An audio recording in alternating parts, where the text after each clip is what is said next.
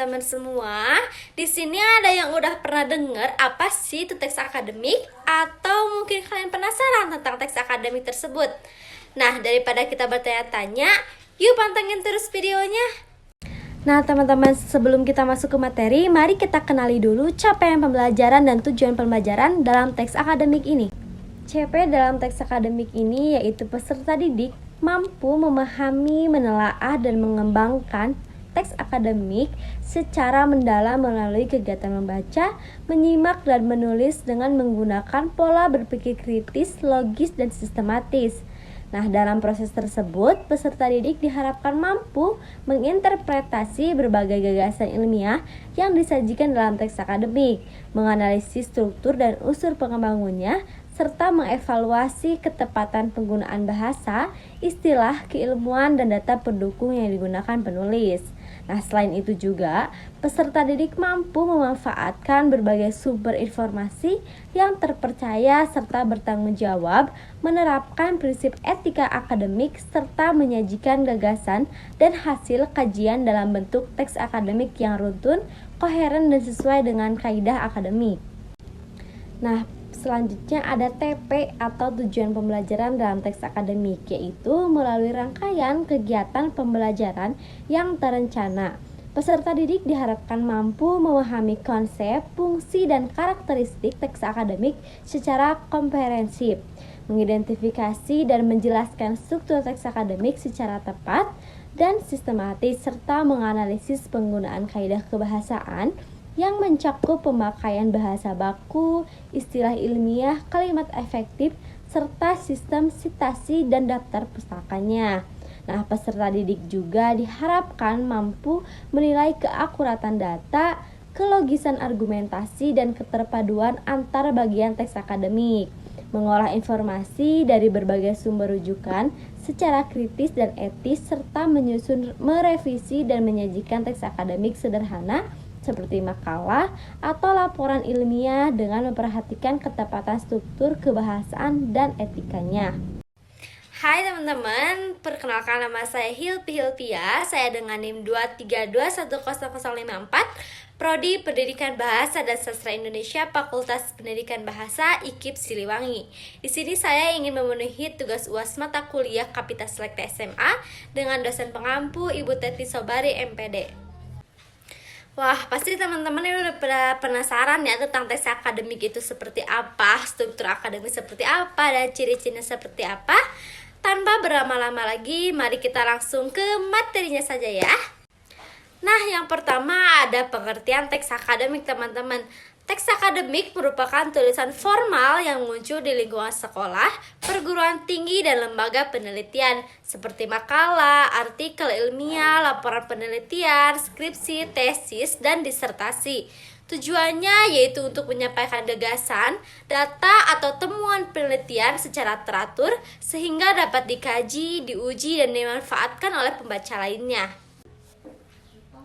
Nah, selanjutnya ada pendapat para ahli. Menurut Wiranto, teks akademik atau teks ilmiah dapat terwujud dalam berbagai jenis, misalnya buku, ulasan buku, proposal penelitian, laporan penelitian, laporan praktikum, dan artikel ilmiah. Teks akademik menurut Dr. Tri Wiranto MA 2012 yaitu teks akademik bersifat lugas, baku, bersifat taksonomik dan abstrak, banyak memanfaatkan metafora gramatika, banyak memanfaatkan proses relasional, banyak memanfaatkan pengajuan eksplora, dan banyak faktual dalam hal genrenya. Nah, yang selanjutnya ada struktur teks akademik teman-teman. Nah, pada struktur teks akademik itu ada terdapat 5. Yang pertama ada pendahuluan, kajian pustaka, hasil, pembahasan, dan yang terakhir itu ada simpulan. Pada pendahuluan yaitu berisikan topik yang akan dibahas, membuat spesifikasi masalah mulai dari umum hingga rinci, terus membangun alasan pentingnya membahas topik tersebut di dalam pendahuluan. Nah, yang kedua ada kajian pustaka. Pada kajian pustaka ini berisi tentang bahasan-bahasan penting yang berhubungan dengan topik pembahasan. Setiap bahasan berbeda namun tetap berhubungan dengan topik dan dipisahkan dengan subbab. Nah, pada hasil di sini semua tulisan murni berasal dari metode yang digunakan, tidak lagi menggunakan kutipan di dalamnya. Nah, pada pembahasan berisi perbandingan dan hubungan antara kajian pustaka dan hasil, berisi penjelasan mengapa dan bagaimana hasil itu didapatkan. Nah, yang terakhir itu ada simpulan. Nah, simpulan di sini berisi dari semua bab dan terdapat rekomendasi berdasarkan hasil penelitian tersebut. Nah, dalam teks akademik itu terdapat dua teks, yaitu teks akademik dan teks non-akademik. Nah, mari kita cari tahu perbedaan di antara dua teks tersebut. Nah, untuk perbedaannya, yaitu teks non-akademik itu segala sesuatu di luar hal-hal yang bersifat ilmiah dan tidak terpaku pada satu teori saja. Jadi, teks non-akademik merupakan karya yang penulisannya tidak didukung oleh fakta, yang biasanya hanya berdasarkan fakta pribadi saja. Sedangkan teks akademik yaitu dapat diartikan suatu tulisan yang penyajiannya sesuai dengan sifat keilmuan, didasari oleh pengamatan, peninjauan, penelitian dalam bidang tertentu, disusun menurut metode tertentu dengan sistematika penulisan yang bersantun, bahasa dan isinya dapat dipertanggungjawabkan kebenaran dan keilmuannya.